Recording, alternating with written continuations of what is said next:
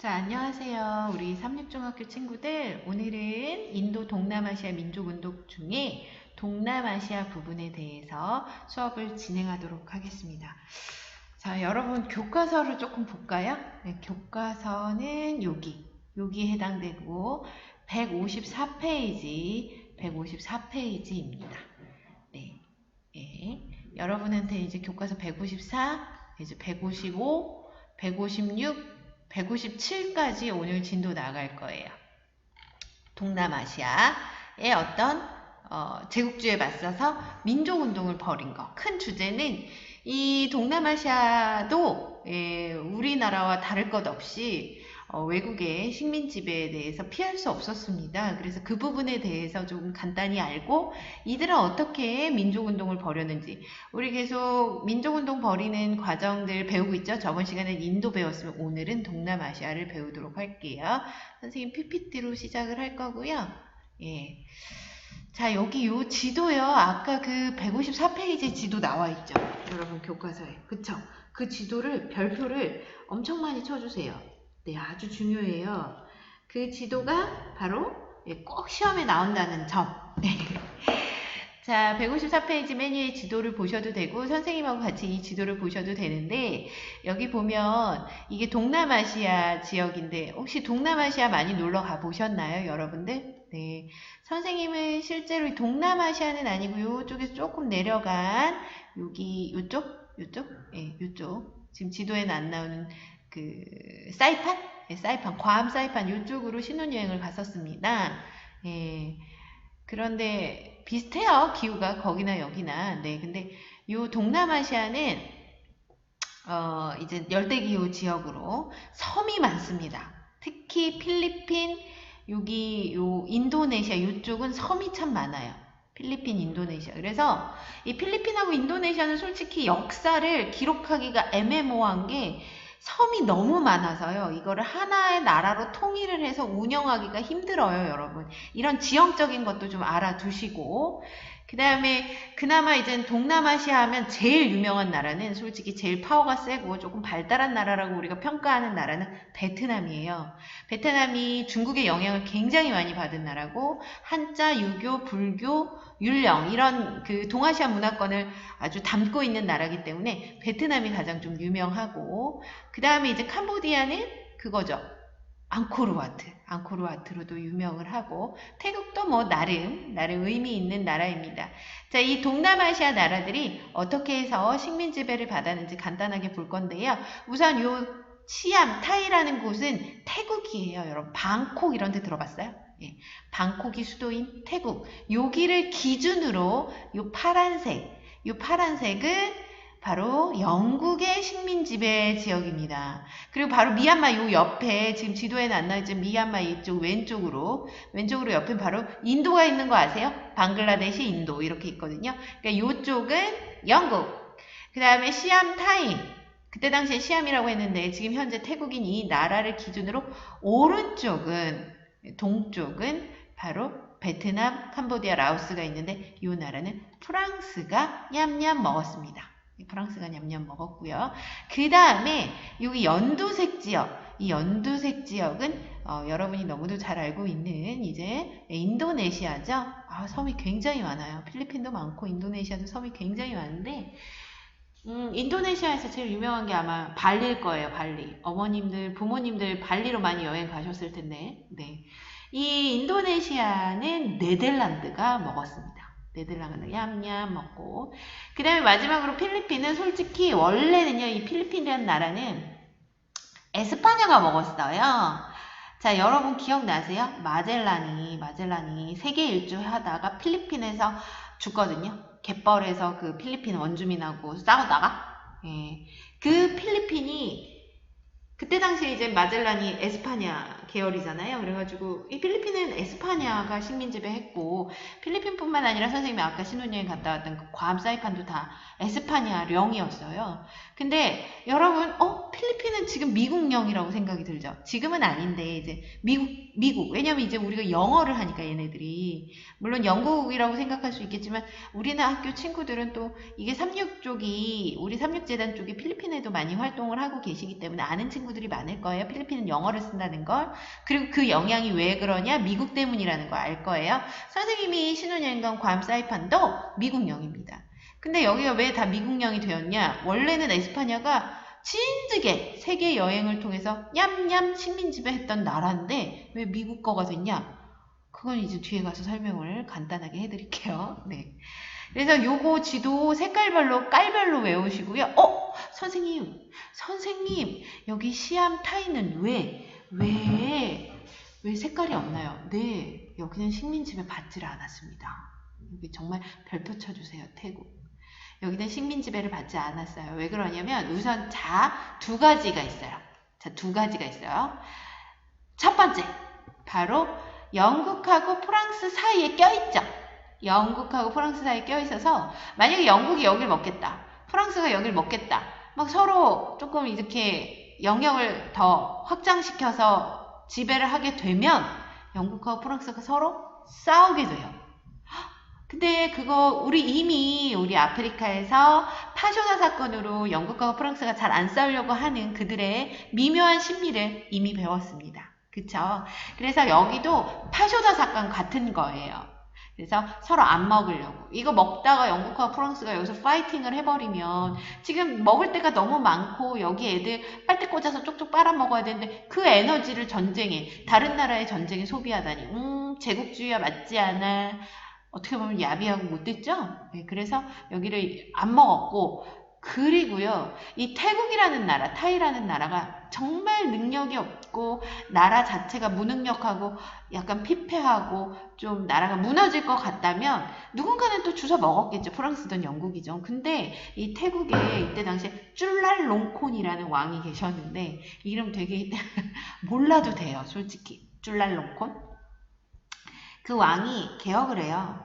개혁을 해서 신분제도 폐지시키고 그 다음에 자기 주변에 있는 왕족이나 지식인들 불러다가 다 막 해외 유학 보내고 그래서 내부적으로 굉장히 서양화를 나름 시키고 현대화를 시키고 나름 좀 정치개혁, 경제개혁을 하기 위해서 기술개혁을 하기 위해서 노력을 합니다. 그것 또한 이른바 하나의 역할이 되지 않았나 싶어요. 자, 여러분 교과서에 이 내용이 있냐? 있습니다. 여러분 교과서 어디를 피시냐면요. 좀 미리 볼까요? 여기 155페이지에 타이가 동남아시아에서 유일하게 독립을 유지한 이유는 무엇인가요? 나오죠. 아주 중요해요. 이거 별표 치시고 타이는 영국과 프랑스의 완충지대. 자, 완충이란 단어가 어렵나요? 충격을 완화하는 지대. 아까 지도에서 살펴봤듯이 영국하고 프랑스가 여기를 그냥 냅둔 거야. 서로 안 싸우려고. 서로 충격을 줄이려고. 그래서 위치했던 지정학적 이점 외에 적극적인 내정개혁과 외교적인 노력이 있었기 때문에 독립을 유지할 수 있었다. 짜그리 왕조 라마 4세는 부국강병을 위해 서양 사정을 밝은 사람을 요직에 앉히고 서양 문물을 적극 수용하였다. 라마 5세는 이 라마 5세가 아마 쭈랄롱콘일 거예요. 그래서 군사, 행정, 법률 제도의 개혁을 단행하고 프랑스와 영국의 위협에서 벗어나기 위해 소크, 캄보디아와 라오스, 말레이 반도 일부를 넘겨주는 등 아주 유연한 외교 정책을 펼쳤습니다. 그러니까 자기가 먹었던 땅도 그냥 우선 넘겨줘서 왜냐하면 본국이 살아야 되잖아요. 네, 그래서 이 라마 5세가 쭈랄롱콘인데 그래서 이 쭈랄롱콘이라는 왕을 굉장히 그 태국 사람들이 엄청 좋아해서 이 쭈랄롱콘 대학이 있어요. 우리나라의 서울대 같은. 그래서 태국 사람이 만약에 쭈랄롱콘 대학에 나왔다. 그럼 그 사람 정말 공부 잘하는 사람이에요. 그 사람 근데 쭈랄롱콘 발음이 어렵죠. 그래서 줄리 대학 이렇게 표현을 하는데 혹시 들어보셨어요? 괜찮아요. 몰라도 돼요. 자, 이게 아주 중요합니다. 여기 타이가 동남아에서 유일하게 독립을 유지한 이유 별표 치시고 완충지대였다는 지정학적, 이 지리적 이점 외에 여러 가지로 개혁을 단행하고 유연한 외교 정책을 펼쳤다는 것이 바로 그리고 서양 문물을 적극 수용하였다는 것이 이 타이가 동남아시아에서 유일하게 독립을 유지할 수 있었던 원인입니다. 네, 아주 중요해요. 자꾸 중요하다는 이유 알겠죠?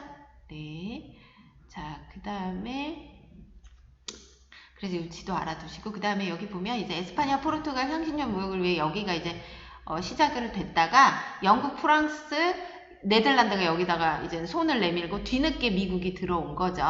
원래는 여기 에스파냐, 포르투갈이 이제 여기를 갖고 놀았죠. 원래는. 그리고 주로 이제 고무, 주석 등 자원을 수탈하고 그 다음에 뭐 카카오도 하고 커피, 그다음에 사탕수수 이런 것들을 여기다가 이제 심어서 대량 생산을 합니다. 그게 이제 플랜테이션 농업이에요. 플랜테이션 농업. 그래서 얘네가 이제 그 노동력이 싸니까 얘네 값싼 노동력을 이용을 해서 이른바 이제 빨대 꽂아서 이제 쪽쪽 빨아먹는 거죠. 예. 그거 그 자기네들이 가져가가지고 더 비싸게 팔고. 네. 자, 이거 아주 중요합니다. 자, 그 다음에 여기부터는 이제 선생님 솔직히 이 동남아시아사는요 자세히 안 해요. 솔직히 고등학교 가서도 동남아시아를 선택한 친구들, 세계사를 선택한 친구들이나 좀 할 텐데 더 재미있는 사실은 고대 중세는 잘 안 하고요. 근현대를 좀 많이 해요. 이 동남아시아사는. 왜냐하면 아까 말씀드린 것처럼 뭐 필리핀이나 인도네시아는 섬이 너무 많으니까 이걸 하나의 나라로 뭔가 딱 정의를 해서 역사적 서술을 하기도 힘들고 기록도 많지도 않고 정신이 없어요. 선생님도 잘 몰라요. 솔직히 말해서. 그 다음에 그래서 그런지 시험 문제 많이 나오지도 않아요. 그래서 아마 작년에 베트남 역사, 필리핀 역사 그렇게 열심히 배우지 않았을 거예요. 그리고 진도도 너무 나가기 버거워서 배울 시간도 없었을 거고요. 그런데 어쨌든 이번에 시험 범위니까 간단히 정리를 해드리도록 하겠고요. 여기는 깊이 있게 공부하지 말고 선생님이 지금 설명하는 내용만 이렇게 딱딱딱 정리하면 시험 문제 푸는데 크게 어렵지 않을 거라는 선생님이 장담을 하겠습니다. 네. 자, 베트남의 민족운동으로 들어갈게요. 여기 감뽕 운동이라고 해서 근환 운동인데 감뽕은 이제 베트남 언어의 표현이고요. 언어적 그 어떤 단어, 그 발음 기호고요.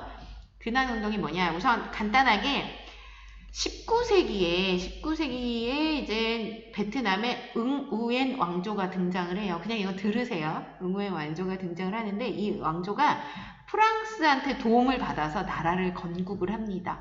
그러면은 이 왕조는 솔직히 말해서 프랑스한테 굽신될 수밖에 없고 프랑스 애들은 얘네를 간섭할 수밖에 없죠. 도움을 받아서 나라를 응우엔 왕조를 세웠는데 이게 거의 베트남의 마지막 왕조라고 거의 생각하시면 돼요.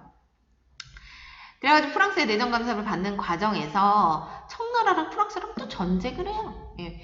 원래 여러분 베트남 아까 전부터 뭐라고 했죠? 베트남은 중국의 문화권이었던 나라예요. 10세기까지 중국의 지배를 받기도 했었던 나라인데 그래서 이제 청나라랑 프랑스랑 베트남은 내 거야 막 이런 식으로 싸우다가 프랑스가 승리를 합니다. 프랑스가 승리를 하니까 이제 이 응우엔 왕조에서 안 되겠다. 다시 우리가 그러면서 이제 프랑스 애들이 승리하면서 여러분 아까 잠깐만요. 여기 보시면 프랑스랑 인도차이나 연방을 만들죠. 그래서 베트남, 라오스, 캄보디아를 하나로 묶어버려요, 얘네가. 그래가지고 이게 이제 베트남 입장에서 베트남 왕족 입장에서는 불안한 거예요. 당연히 불안하죠. 그래서 황제의 권력을 다시 회복하자라는 근황 운동을 하는데 이거 우리나라한테는 어떤 느낌이냐면 대한제국의 광무개혁 같은 느낌이에요. 비슷하죠? 그쵸? 예, 그런 운동이에요. 그렇게 생각하시면 돼요.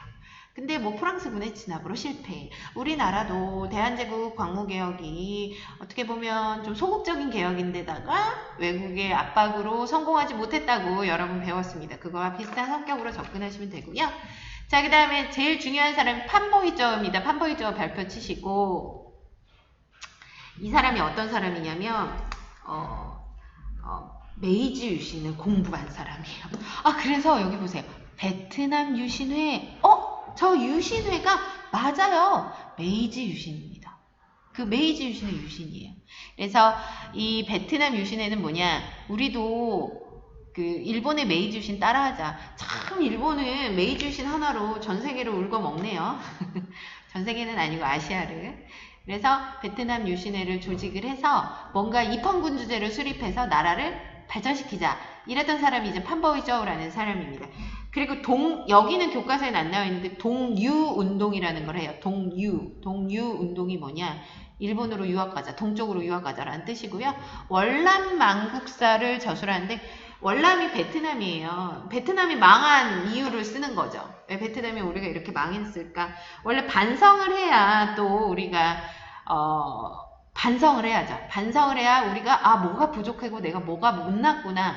내가 어떤 부분이 잘못됐구나라는 걸 깨달아서 다시 우리가 일어날 수 있는 것처럼 이 반성문입니다. 우리나라로 보면은 임진왜란의 징비록? 예. 임진왜란 때 이제 징비록이 이제 임진왜란 반성문이거든요. 그래서 월남망국사를 저술을 합니다. 이 판보이저우는 근데요, 여러분, 제가 교과서에는 없어서 이거를 여러분한테 굳이 가르쳐 줄까 말까 고민을 하고 있는데, 가르쳐 주려고요. 잠깐만요. 이 판보이저우에 대해서 교과서로 여러분 가볼게요. 나왔으니까. 어디 있냐면, 짜잔, 여기 있습니다. 베트남의 판보이저우. 이 사람이에요. 판보이저우는 프랑스의 혹독한 식민 통치와 베트남의 비참한 현실을 알리기 위해 월남망국사 등을 펴냈으며 젊은 청년을 일본에 유학시켜 인재로 키우기 위한 동유운동. 그쵸? 여기 나오네요. 여기 나오면 교과서에 나온 거죠? 네. 동유는 이제 동쪽으로 유학 보내다는 뜻입니다. 그 후 중국 신해혁명의 큰 자극을 받아 광둥에서 베트남 광복회를 조직하여 프랑스에 대한 무력투쟁을 주도해 나갔다. 자, 판보이저우 정리할게요. 이 사람은 맨 처음에는 원래 메이지 유신 따라하기 하는 사람이었어요. 그래서 베트남 유신회를 만들었는데 다시 이 사람이 저기 중국을 가요. 중국을 가서 중국 광저우 거길 가서 신해혁명을 구경합니다. 그래서 신해혁명 따라하기인 베트남 광복회를 또 조직을 합니다. 그리고 프랑스에 대한 무력투쟁을 나중엔 주도해 나가서 이 사람은 우리나라로 보면 어떤 성격을 갖고 있냐면 김구 선생님 성격이랑 안창호 선생님 성격이랑 그 다음에 김좌진 선생님의 성격을 다 가지고 있는 유명한 사람이에요. 자꾸 유명한 사람이라고 얘기하는 거 보니까 제가 시험 문제를 내겠네요. 자, 판보이저우. 다시 우리 PPT를 보시면 우리 여긴 베트남 유신회랑 월남망국사만 나왔지만 베트남 광복회도 알아두세요. 그거는 이제 신해혁명 따라하기. 요거는 메이지 유신 따라하기입니다. 자, 그 다음에 세 번째로 판저우찌는 판보이저우보다는 그렇게 중요하고 유명한 사람은 아닌데 여기 통킹의숙이라는 학교를 세웠습니다. 기숙사 학교. 그래서 이제 우리가 배워야 된다. 우리의 약간의 애국개몽운동 신민회. 그쵸, 기억나죠? 네, 선생님도 깜빡할 뻔했어요. 네, 신민회 신흥학교 이런 느낌의 그런 학교를 세우십니다. 그래서 요거 그냥 간단하게 알아두시고요. 그 다음에 이제 필리핀으로 넘어갈게요. 필리핀은 여러분 옛날에 아까 말한 것처럼 에스파냐한테 식민 통치를 받았던 나라예요. 그 전의 역사는 중요하지 않고 에스파냐의 마젤란이 세계 일주한 이후부터 이제 필리핀이 누구 나라가 돼버렸냐? 에스파냐 거가 돼버렸는데 이 필리핀이라는 이름 자체가요. 그때 당시 에스파냐가 세계 정복을 하는 과정에서의 왕이 누구냐? 펠리페 2세예요. 펠리페 2세 작년 2학년 때 배웠을 거예요. 중상주의 왕권 강화. 그 엘리자베스, 영국은 엘리자베스, 에스파냐는 펠리페 2세. 그쵸? 그 다음에 프랑스는 루이 14세, 태왕만. 이렇게 배웠을 거예요. 펠리페 2세. 이 펠리페 2세 또 그걸로 유명한데? 무적함대. 그쵸? 자, 이 펠리페 2세 이름을 따서 필리핀이라고 한 거예요. 그러니까 솔직히 필리핀이라는 역사는 그 전에는 그렇게 의미가 없고, 솔직히 그 에스파냐가 식민 통치하면서부터 좀 역사에 드러나기 시작하는데, 여기에 에스파냐 식민 통치를 받은 과정에서 호세 리살이라는 사람이 등장을 합니다. 호세 리살. 이 호세 리살이라는 사람이 유학파예요. 어디로 유학을 갔냐? 에스파냐로 유학을 갑니다. 에스파냐로 유학을 가서 멋진 책을 하나 만들어요. 멋진 책. 나에게 손대지 말라라는 책을 만드시는데 그 나에게 손대지 말라. 그러니까 내가 누굴까요? 본인일까요? 아니요. 필리핀이죠. 그래서 필리핀한테 손대지 마라. 그러니까 일종의 에스파냐랑 에스파냐 보고 꺼져라 이거죠. 너네 나가라. 예. 그리고요.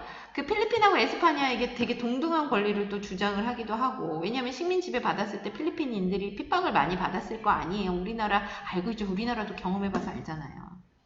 그래서 이 사람이 필리핀 연맹을 결성을 해서 계속 독립운동을 지속적으로 유지를 합니다. 자, 그러면 교과서에서도 이 사람이 또 나와요. 여러분 교과서 어디 보시냐면요. 아까 거기 보시면 호세리살이 또 나와요. 자, 호세리살은 에스파냐에서 유학하면서 나에게 손대지 말라라는 책을 출간하여 필리핀의 현실을 폭로하였고 귀국 후에도 의사활동하면서 신문제작, 농촌 계몽활동 등으로 에스파냐에 맞섰다. 1892년 필리핀 연맹을 조직하여 중요합니다. 활동하다가 에스파냐 정부에 체포되어 유적시를 남기고 공개 처형됐습니다. 네, 필리핀의 독립의 아버지로 추대받고 있고요. 이 분의 마지막 시예요.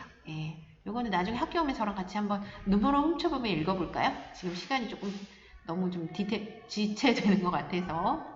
자, 요거. 자, 그 다음에 다시 PPT로 돌아가서 아기날도라는 사람은 누구냐면, 아기날도 하니까 애기가, 미안해요. 괜히 이상한 말 했어요. 자, 아기날도라는 사람은 이제 약간 장군 스타일입니다. 무장투쟁을 전개해서 에스파냐를 결국엔 축출하려고, 그러니까 우리나라의 김자진 장군 같은 분이시죠. 이 호세리살은 약간 우리나라의 김구 선생님이면 아기날도니까 김자진. 그래서 무장투쟁을 전개해서 에스파냐 군인을 축출하려고 하는데, 미국하고 에스파냐랑 이때 싸워요. 그게 미서전쟁인데 이게 세계사에서 나와요. 미서전쟁이라고. 미국하고 스페인하고 싸우는데 이때 미국이 이깁니다. 근데 그 미국을 지원해요. 아기날도가. 그래서 에스파냐군을 필리핀에서 축출하게 만들죠. 미국하고 스페인하고 싸워서 미국이 이기고, 미국이 스페인 보고 필리핀을 달라고 한 꼴이고, 스페인이 버티는데 그 과정에서 아기날도가 미군을 지원하여 에스파냐군을 필리핀에서 내보낸 거죠. 이해됐나요? 복잡한가요? 안 복잡하죠? 네. 그러고서 이제 의회를 구성하고 헌법을 제정하고 아시아 최초의 공화국을 선포했는데, 아기날도는 미국이 착한 사람이라고 믿었나 봐요.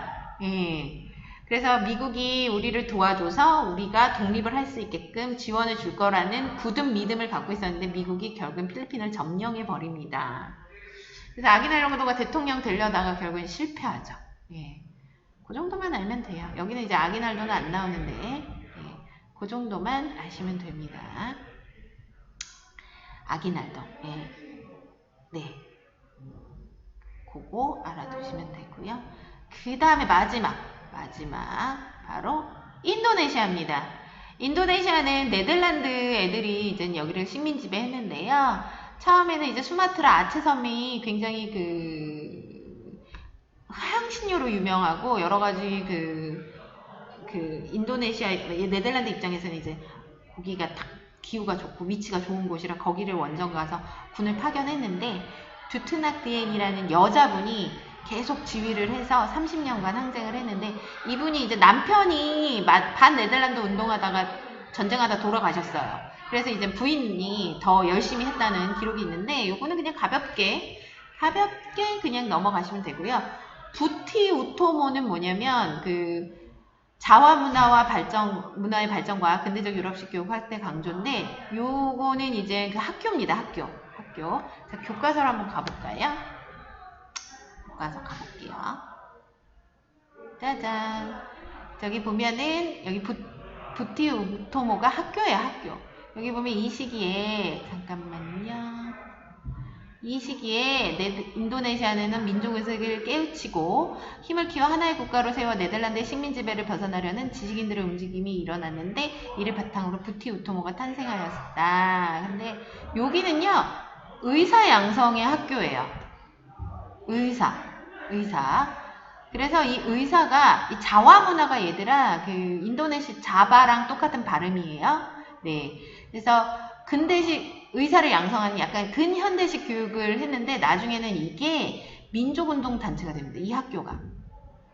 이 학교가 처음에는 뭔가 학교고, 근대문화 발전, 그 다음에 유럽식 교육, 그런 것들을 시작으로 생겨진 학교인데, 이제 민족운동 단체가 돼서 이 똑똑한 지식인 중심으로 민족운동을 했는데 조금 한계가 있죠. 엘리트에게만 이런 기회가 있었다는 점이 한계가 있어요. 예.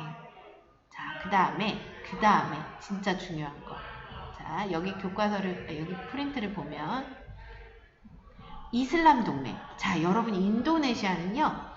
선생님 동남아시아는 싹 다 불교 아니에요? 맞아요. 대부분 불교인데 그리고 불교의 영향권인데 인도네시아는 위치상 옛날에 이슬람 애들이 여기 왔다 갔다 하면서 장사를 많이 해서 이슬람교를 많이 믿습니다. 그래서 인도네시아에 불교도 믿는 곳도 있고 특이하게 인도네시아의 그 아까 말한 발리 섬은 또 힌두교를 믿어요. 특이하죠? 그런데 좀 대부분은 이슬람교가 더 많다라는 거 알아두시고요. 이슬람 동맹, 이게 뭐냐.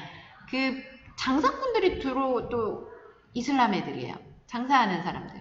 그러니까, 자, 인도네시아 안에 이슬람교를 믿는 장사꾼들이 크리스트교를 반대하는 것 플러스 인도네시아 전통과 이슬람교를 수호 운동을 전개하는 과정에서 반 네덜란드 운동이 시작된 거예요. 목적은 이제 종교적인 색깔도 있고 그 다음에 아까 상인 계급이 이 이슬람 동맹을 주축으로 만들었다고 했죠. 그러니까 네덜란드가 경제적으로 계속 인도네시아를 괴롭히잖아요. 그쵸? 식민지배 해가지고 얘네들에게 고무 그 다음에 향신료 같은 거 쪽쪽 가져가는데 그런 것들에 대한 상인들의 불만이 있을 거 아니에요. 그런 것들이 버무려져서 이슬람 동맹이라는 조직이 만들어지는데 요게 이젠 영향력이 커집니다. 요거는 부티 우토모랑은 좀 다르게 일반 백성들에게도 많은 영향력을 끼쳐요. 왜냐면 이제 종교를 백성들이 좀 많이 믿으니까. 예. 자, 교과서를 또 다시 보면 여기 이슬람 동맹은 대중에게 더 가까이 간 단체였다. 중요하고요. 그래서 인도네시아의 민주공화국을 수립하자라는 구호 아래 대표적인 민족운동 단체로 성장하게 됩니다. 종교적인 배경이 있다는 점 알아두세요. 끝이에요. 좀 어렵죠. 어려운 게 아니라 여러분 좀 낯설죠. 근데 선생님이 언급한 내용 정도만 하시면 되고요. 여기 보면 여기 인도네시아 카르틴이라는 여자분도 계시는데 이 분은 자와에서 귀족의 딸로 태어난 카르틴이는 네덜란드인 학교에서 다니면서 서양 사상을 접해 이분이 여성 교육을 굉장히 필요성을 절감했는데 왜냐면 이제 모든 생명체는 엄마가 있고 대부분 이제 엄마 쪽에서 키우잖아요, 많이. 그러니까 엄마가 똑똑해야 우리가 똑똑해진다. 엄마가 똑똑해야 우리가 똑똑해진다라는 것을 좀 주장하는 분이십니다. 그래서 모든 여자들은 요즘은 이제 모든 여자들이 다 엄마가 되진 않죠. 뭐 결혼도 안 할 수도 있고 애도 안 낳을 수도 있는데 그래도 엄마가 되는 사람은 여자죠. 아빠가 엄마가 되는 케이스는 거의 이제 뭐 과학이 발달하지 않은 한 없는데 그래서 여자들의 우성 운동, 여자들을 계몽하자. 여자들이 똑똑해져야 된다. 뭐 이런 것들을 좀 주장을 했는데 25살에 요절을 하십니다. 근데 그녀의 편집글인 암흑에서 광명으로가 책으로 출판되면서 이 인도네시아에 많은 영향력을 주고요.